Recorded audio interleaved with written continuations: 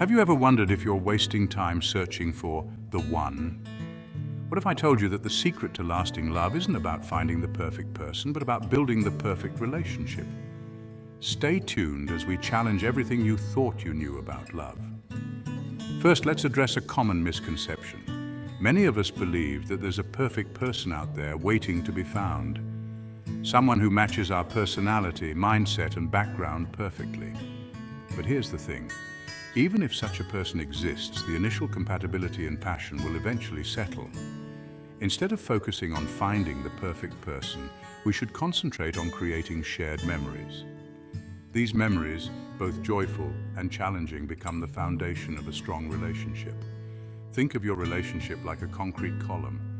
The shared experiences and memories are like the steel core inside, allowing it to withstand pressure. Without these, even the most passionate relationship can crumble under significant problems. This is particularly important in the early years of a relationship. Did you know that marriages often face challenges after 3 years, especially within the first 5 to 7 years? As the initial passion fades, the realities of married life surface. At this point, if there aren't enough shared experiences to hold the couple together, many people tend to leave. But here's the good news. If a couple can navigate through this period, their relationship tends to strengthen. By the 10-year mark, the bond is typically much stronger. So how do we build this strength? By creating memories together. And I'm not just talking about vacations or special occasions. Overcoming hardships together can be just as powerful in strengthening your bond. Let me share a story that illustrates this point. I once knew a couple who seemed perfect for each other. They were attractive, deeply in love, and had full family support. But whenever trouble arose, the woman would consider ending the relationship. The man pleaded with her to give their relationship a chance, suggesting they stay together for a few years before making any drastic decisions. Unfortunately, she didn't heed his words, and their potential family dissolved before it had a chance to take root. This story highlights a crucial misunderstanding. The woman was continually seeking an ideal relationship, forgetting that such things aren't found but built. Like ants carrying food home daily, we must accumulate shared experiences. So let's shift our perspective. Instead of seeking and waiting for the perfect partner, let's focus on actively building strong relationships, create memories, overcome challenges together, and build a bond that can weather any storm. Remember, love isn't about finding the right person. It's about working with someone to create the right relationship.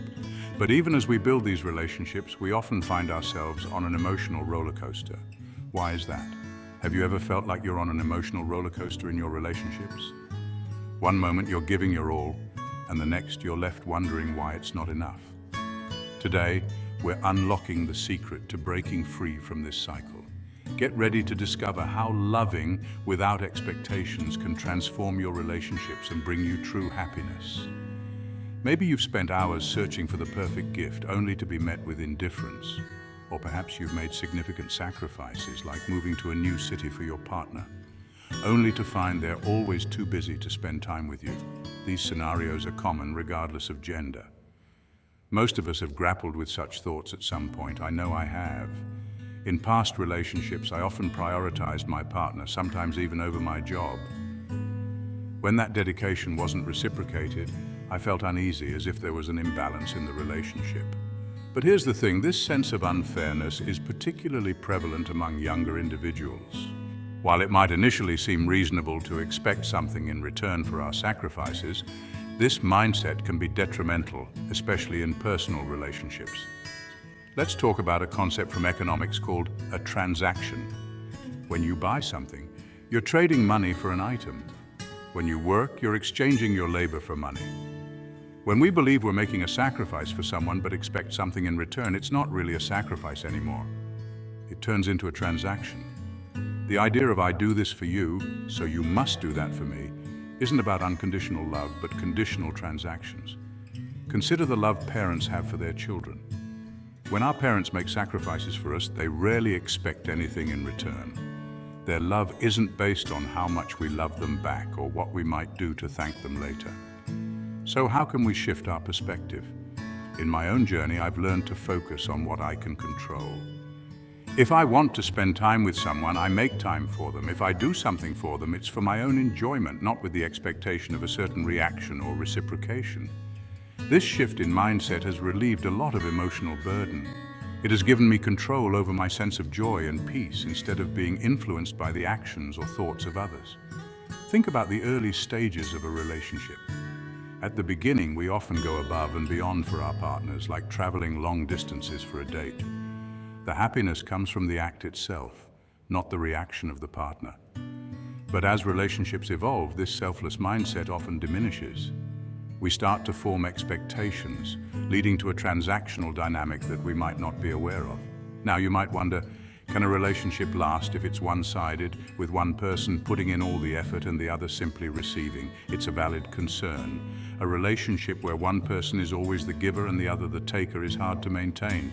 However, this issue is different from our main point. We should focus on doing what we want for others without expecting anything in return. Love without conditions. If we want to do something, we should do it. Ultimately, our actions should bring us joy.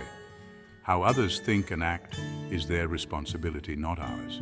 In reality, if one person is solely responsible for maintaining a relationship and the other person does nothing, our affection for them will eventually fade. But when our feelings run their course, we can move on without regret, because we know we acted sincerely. I am a firm believer in letting our feelings lead us. As long as there are feelings, let them flow freely. Don't assume that loving someone is always easy. Love might seem simple when we're young and our emotions are intense.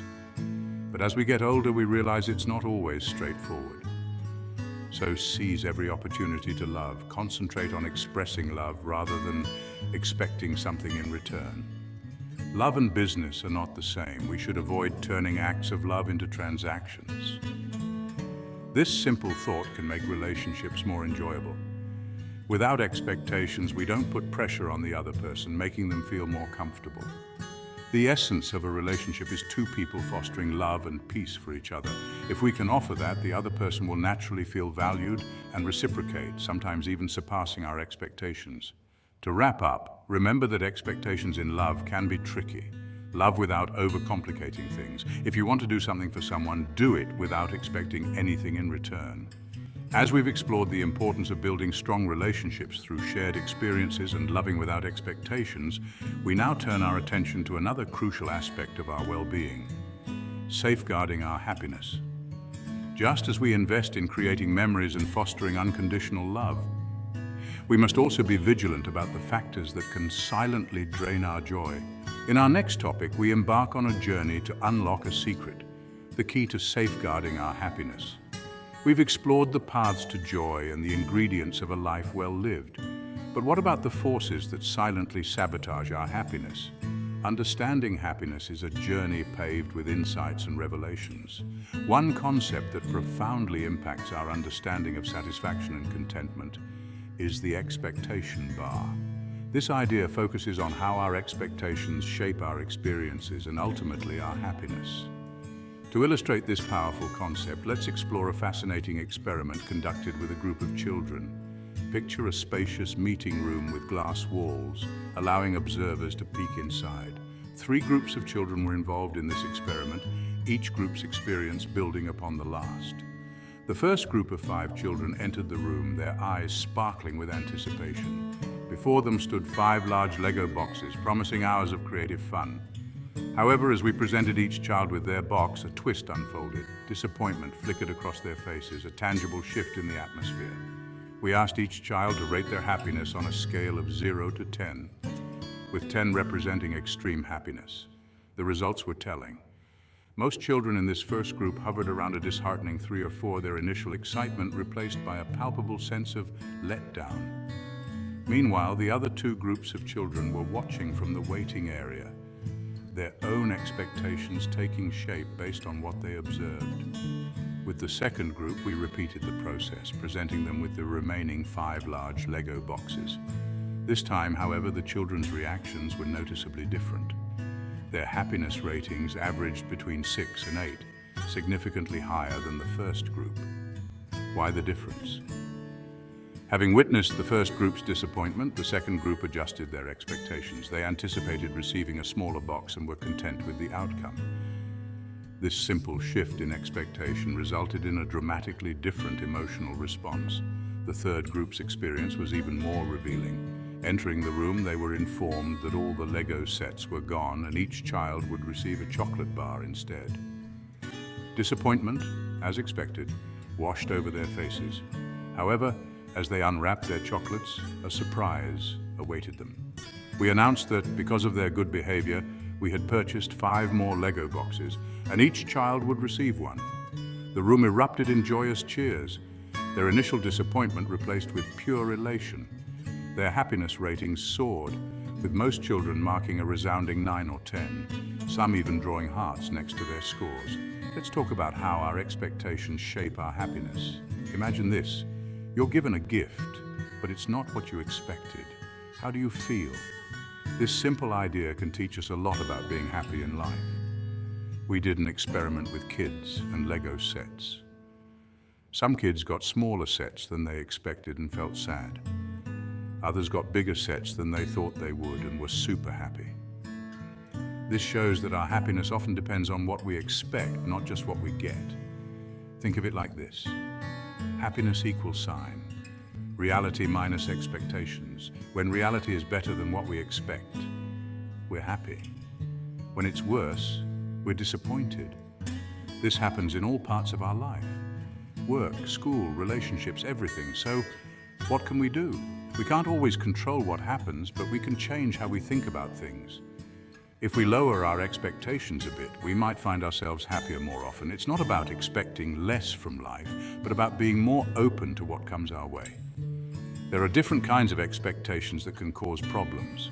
Past experiences, like thinking all relationships will be hard because your parents fought a lot. What's around us now, like thinking you need the latest phone because all your friends have it. What we imagine, like expecting your life to be perfect like in movies. Remember, it's good to have hopes and dreams. But when our expectations are too high or unrealistic, they can make us unhappy. The key is finding a balance, having goals but being flexible about how we reach them. By understanding and managing our expectations, we can open ourselves up to more joy and contentment in life. It's about appreciating what we have rather than always focusing on what we don't. We can change how we think about relationships. Look at expectations that make you feel stressed or not good enough and ask if they're fair. Try to have more realistic and accepting views about love and life. Remember, relationships are about growing together and understanding each other. By managing our expectations, we can build stronger connections and find more happiness. Here's how to do it. Focus on what's good in your life right now. Change how you think. To make this change, start with small steps. Practice being thankful. These habits help you feel content and see the good things in life. Celebrate your progress and don't try to control everything. Remember, life doesn't have to be perfect to be beautiful. Its challenges and imperfections help us grow. Accept yourself and others with kindness. Real happiness and connection come from embracing life as it is, not as we think it should be. The key to happiness is letting go. Don't try to control everything in life. Instead, trust that things will work out. Face each moment with courage and curiosity. Let life unfold naturally. Fix expectations that make you unhappy. Enjoy life's surprises and find joy in the journey. True happiness comes from handling life's ups and downs with grace and strength. Let's talk about how letting go of expectations can make us happier. Imagine a tightrope walker. If they're relaxed and trusting their skills, they'll do better than if they're scared and stiff. Life's like that too. When we stop trying to control everything, we open ourselves up to new and exciting possibilities. It's like being ready for a surprise party instead of insisting on a specific gift. Here are the main points to remember. Letting go of strict expectations brings freedom. Being open to different outcomes creates more opportunities. Finding a balance between control and going with the flow is important. Not trying to control everything allows for unexpected good things to happen. Finally, appreciating what's around us right now makes us happier. Remember, it's okay to have goals, but try not to get too attached to how things should turn out. This way of thinking can make your relationships and life much more enjoyable. To wrap up our discussion on love, relationships, and happiness, let's summarize the key points. Love is about building memories and creating a strong relationship, not finding a perfect person. Express love genuinely and unconditionally, fostering a positive environment that nurtures happiness in relationships. Our happiness often depends on our expectations, not just reality. The formula, happiness equals sign. Reality minus expectations.